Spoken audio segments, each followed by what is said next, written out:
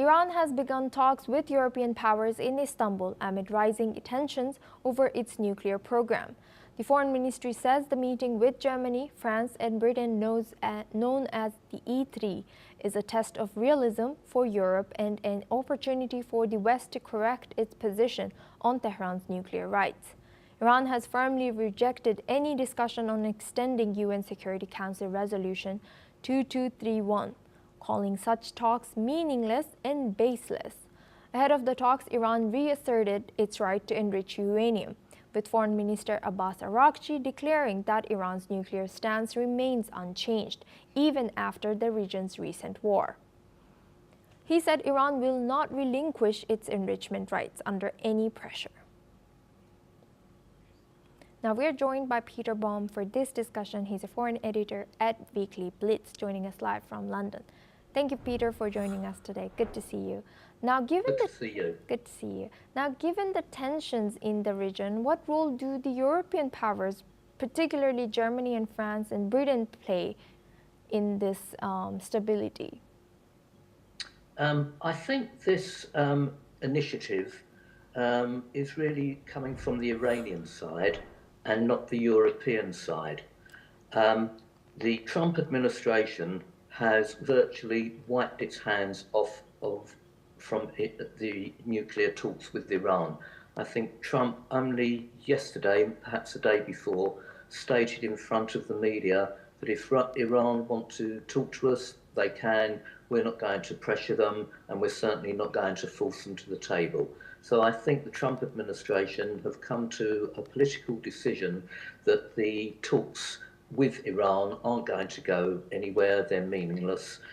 And so what is Iran left to do?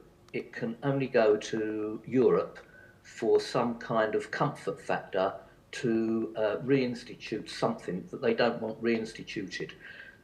They're not going to give up their ability to source uranium, that we know. Trump has said if they do, the door is open for another military attack on Iran. So really, the Iranians are left between the devil and the deep blue sea. There is absolutely nothing left for them to do other than to go to the European Union and the three major countries within Europe for some kind of factor. And it's interesting that the UK are going to be part of this discussion. And don't forget, Trump is meeting with Starmer over the next few days. So whatever feedback the UK get from these discussions with Iran will be fed back to Donald Trump anyway.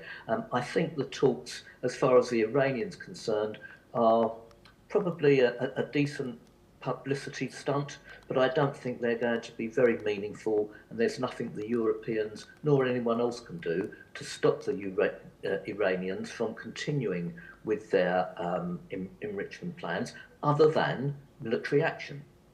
Yes, Peter, I wanted to come to you for this. How might Iran's firm stance on its right to enrich uranium influence this current negotiation as well as future negotiations?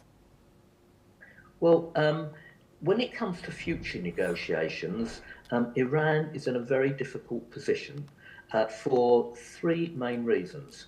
The first one is, and I'm surprised this hasn't been given more global media coverage, and that's because had it have done, the global media would have had to admit to their errors in reporting.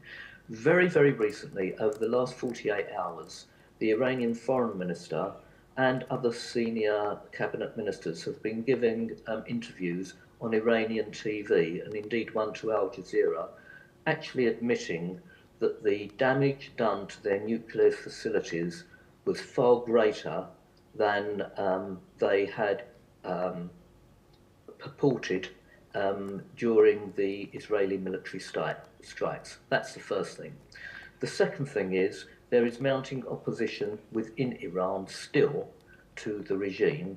And the third, and probably the most important factor, is that Iran is currently going through a period of severe heat and drought. The infrastructure isn't working. The country has come to a standstill because of temperatures getting up to 130 degrees Fahrenheit, and there's a lack of water. Iran is under severe domestic and internal pressure, and I think these talks with Europe are possibly just a way of deflecting from those internal pressures and continuing the rhetoric of uranium enrichment. We will not be told what to do. I don't think the Iranian bark, I think the Iranian bark is a lot harsher than its bite. I think Iran is in a very difficult predicament, and their ability to undertake what they want to undertake is severely limited, probably beyond repair for the next several years. And don't forget how many nuclear scientists they lost during the 12-day war with Israel. Yes. I don't think Iran can actually achieve the objectives that she says she wants to achieve and will achieve going forward. Thank you very much, Peter, for sharing that. Please stay with us as we'll come back to you for our discussion. Now, a new